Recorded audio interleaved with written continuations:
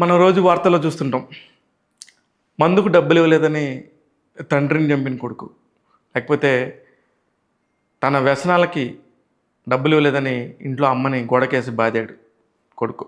ఇలాంటివన్నీ కథనాలు వింటూ ఉంటే అయ్యో ఇంత ఘోరంగా ఉన్నారేంది, ఇంత పైశాచికంగా ఉన్నారేంది అని చెప్పేసి అనుకుంటూ ఉంటాం. కానీ వాళ్ళు దుర్మార్గులనే సంగతి మనకు తెలుసు. కానీ మంచిగా ఉండి మంచిగా నటిస్తూ మేకవన్న పులులతోనే చాలా ప్రాబ్లం. ఏంటి ఆ ప్రాబ్లం? ఎందుకు ఇప్పుడు ఆ కథ అంటే, ఒక సినిమా చూశాను. నిజంగా నాన్న లేనోళ్ళకి నాన్న గుర్తొస్తాడు, ఉన్నోళ్ళకి నాన్న ఇంకొకసారి తడిమి చూసుకుంటారు. ఖచ్చితంగా అది జరుగుతుంది ఆ సినిమా చూసినప్పుడు. ఎందుకంటే నాన్న అనే ఎమోషను ఎంత బలమైన ఎమోషనో సముద్రకని గారు చూపించారు. సముద్రకని గారు ఎందుకు చూపించారంటే, అది రామం రాఘవమ్మ అనే సినిమాకి సంబంధించి రామం అనే పాత్రలో సముద్రకని గారు నటించారు.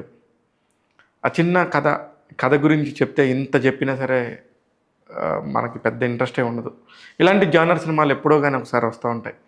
మనం ముఖ్యంగా ఏ మలయాళం సినిమానో మనం చూసి ఏ డబ్బింగ్ వెర్షన్ చూసినప్పుడు అబ్బా భలే సినిమా, భలే తీశారు, మలయాళం వాళ్ళు భలే తీస్తారు అనుకుంటూ ఉంటాం.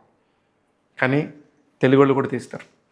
తెలుగు వాళ్ళు కూడా తీస్తారని చెప్పేసి మొన్న మధ్య వచ్చిన బలగం సినిమాతో వేణు నిరూపించాడు. ఆ తర్వాత మళ్ళీ ఇప్పుడు చాలా కాలం తర్వాత, ఒక 2-3 ఏళ్ళ తర్వాత ధనరాజ్ లేదు మనం తీయగలం, మన దగ్గర మంచి కథలు ఉన్నాయని చెప్పేసి రామం రాఘవం సినిమాతో దర్శకుడిగా మారాడు.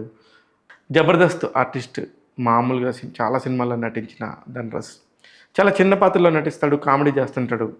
ఇతని దగ్గర నుంచి కామెడీ వస్తుంది అనుకోవాలి అని అనుకుంటారు ఎవరైనా సహజంగా.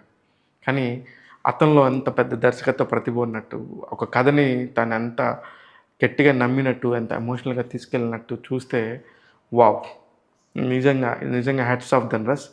నిన్ను చూసే కళ్ళు మారుతాయి ఈ సినిమా చూసినప్పుడు. అప్పటిదాకా మన ధనరాజే కదా, అరే ఒరే హాయ్ ధనా ఎలా ఉన్నావు అనుకునే నోర్లు కాస్త ధనరాజ్ గారు ఎలా ఉన్నారు అనుకునే పరిస్థితికి వస్తాయి. ఎందుకంటే ఆ స్వతంత్రం ఉందని ఎవరైనా అంటాం, కానీ ఎంత స్వతంత్రం ఉన్నా ఒక రెస్పెక్ట్ యాడ్ అవుతుంది. ఖచ్చితంగా ఈ సినిమా చూసిన తర్వాత ధనరాజుని చూసే చూపు మారుతుంది, ధనరాజుతో మాట్లాడే మాట మారుతుంది. ఇది నేను హామీ ఇస్తున్నాను. కారణం ఎందుకు ఇంత గట్టిగా చెప్తున్నాను ఒక సినిమా గురించి, ఏదో ఒక చిన్న సినిమా అనుకోండి. ఇక్కడ చిన్న సినిమా పెద్ద సినిమా కాదు, మంచి సినిమా. మంచి సినిమా వచ్చినప్పుడు దాన్ని ప్రపంచానికి చెప్పాలి, 10 మంది చూడాలి. అలాంటి ఒక బ్యూటిఫుల్ కాన్సెప్ట్తో వచ్చిన రామం రాఘవం గురించి నేను ఎంత చెప్పమన్నా చెప్తాను, రోజుల కొద్దీ మాట్లాడతాను. అంత మంచి కాంటెంట్ ఉంది, అంత మంచి డైలాగులు ఉన్నాయి, అంత మంచి పర్ఫార్మెన్స్లు ఉన్నాయి, బ్యూటిఫుల్ పిక్చరైజేషన్.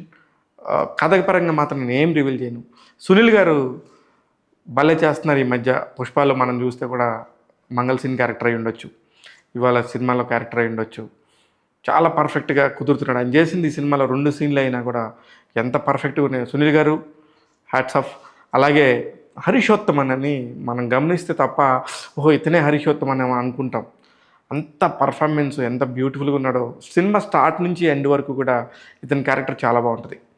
ఇక సముద్రకని గారి గురించి ఏం చెప్పాలి, అలవైకుంఠపురంలో జస్ట్ అని చెప్పేసి అన్న ఒక చిన్న దానితో చేసిన, అలాగే శంభో శివశంభో లాంటి సినిమాని అద్భుతంగా దర్శకత్వంగా తెరకెక్కించిన, నిన్నగాక మొన్న వచ్చిన పవన్ కళ్యాణ్ సాయిధరం తేజ్ బ్రోతో దర్శకుడిగా నిరూపించుకున్న, ఇవన్నీ ఒక లెక్క అయితే ఒక నటుడిగా తన క్యారెక్టర్ని తీసుకునే విధానం అది నెక్స్ట్ లెవెల్. ఈ సినిమాతో ప్రమోదిని గారికి కూడా క్యారెక్టర్ నటిగా ప్రమోషన్ రావచ్చు ఖచ్చితంగా. దేనికంటే ఒక తండ్రి కొడుకులకి ఇద్దరికి మధ్యలో ఉండే ఒక తల్లి వేదన, ఒక పక్క కొడుకుని సమర్థించుకోవాలి, పక్క భర్త పడే బాధని కూడా చూడాలి. ఈ 2 క్యారెక్టరైజేషన్స్లో మధ్యలో ఉండే ఒక మదర్ పాత్ర చాలా బాగుంది.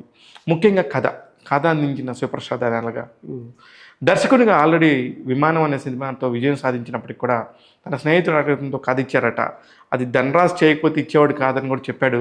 బట్ ఇవన్నీ ఎందుకు చెప్పాల్సి వస్తుంది ఒక సినిమా రివ్యూలో అంటే, అంత ఎమోషనల్గా హాంట్ చేస్తుంది ఈ సినిమా. ఖచ్చితంగా మీ నాన్న గుర్తొస్తాడు, మీ ఫ్యామిలీ అందరు కూడా ఈ సినిమాని థియేటర్కి వెళ్ళి చూడాలనుకుంటారు. మరో పెద్ద విజయం సాధించబోతున్నాడు ధనరాజ్. నటుడిగా ఆల్రెడీ ఎన్నో విజయాలు సాధించుకున్నాడు.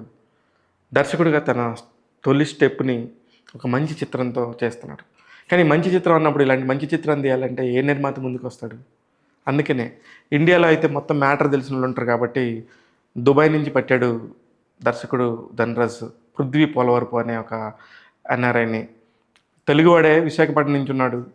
కానీ ఒక మంచి కంటెంట్ కథ నచ్చడంతో చాలా ఎమోషనల్ రైడ్తోని అతను కూడా ఈ సినిమా నిర్మించడం అనేది మంచి విషయం.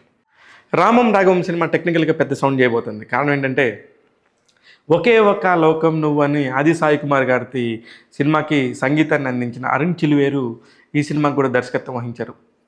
ఎంతో ఎమోషనల్గా ఉండే ఈ కంటెంట్ని అనేక సార్లు తన సంగీతంతో అలాగా పైకి తీసుకెళ్ళాడు. అలాగే మార్తాండ్ కే వెంకటేష్ గారి ఎడిటింగ్ గురించి ప్రత్యేకంగా చెప్పాలి. ఇలాంటి సినిమాలకి ఒక బలమైన ఎడిటర్ ఉంటే ఎంత హెల్ప్ అవుతుందో మార్తాండ్ కే వెంకటేష్ రూపంలో ఉంది. ఇకపోతే దుర్గాప్రసాద్ కెమెరా పనితనం చాలా బాగుంది. ఇట్లా ఇట్లా ప్రతి ఒక్కరు కూడా కథ నిజంగా ఎంత మంచి కథ అవ్వటంతో ఎంత ఎంత హృదయంగా ఉంటుందంటే అంత హృదయంగా ఉంటుంది. ఇలా ప్రతి ఒక్క విభాగం కూడా ఆకట్టుకోవడంతో ఇలాంటి ఒక మంచి సినిమా అవుట్పుట్ వస్తుందని చెప్పేసి నేను అనుకుంటున్నాను. ఖచ్చితంగా చూడండి. సినిమా గురించి ఎక్కువ చెప్తున్నాను అనుకోవద్దు. సినిమా చూసి నేను కనుక ఎక్కువ చెప్తున్నాను అనుకుంటే ముందు కామెంట్ బాక్స్లో కామెంట్ చేయండి. ఇలాంటి సినిమాలు చాలా వచ్చినాయి, చాలా చూసాం కదా, ఎందుకు ఈ సినిమా ఇలా చెప్పారని. నేను మీకు హామీ, ఖచ్చితంగా సినిమా చూడండి. ట్యాగ్ తెలుగు రామం రాఘవం సినిమాకి ఇస్తున్న రేటింగ్ 3.25 out of 5. నేను మీ శివ మల్లాల.